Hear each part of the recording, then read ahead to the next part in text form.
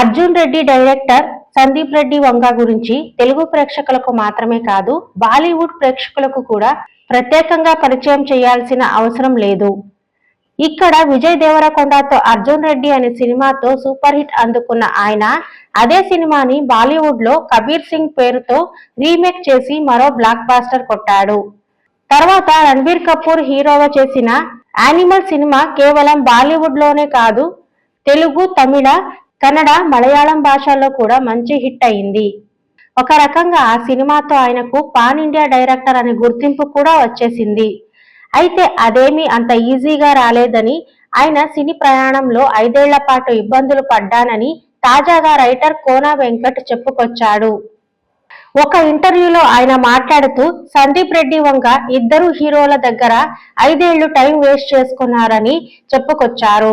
అర్జున్ రెడ్డి కథ నచ్చడంతో ఒక hero office లో కూర్చొని కథ డెవలప్మెంట్ చేయమనడానికి దాదాపు 3 ఏళ్ల పాటు అతనికి భోజనం పెడుతూ నెలకు కొంత డబ్బులిస్తూ టైం పాస్ చేశారు. చివరికి సినిమా చేయలేము అన్నట్లు చెప్పడంతో ఆయన 3 ఏళ్ల తర్వాత మరో హీరో దగ్గరికి వెళ్ళాడు.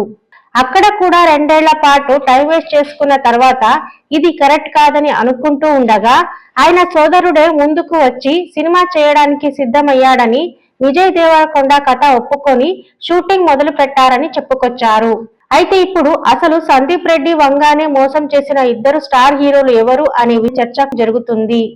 అంతేగాక అసలు వాళ్ళు స్టార్ హీరోలేనా లేక సాధారణ హీరోలా అనే చర్చ కూడా జరుగుతుంది. ఈ విషయం మీద స్వయంగా సందీప్ రెడ్డి వంగ క్లారిటీ ఇస్తే తప్ప పూర్తి క్లారిటీ వచ్చే అవకాశం లేదు.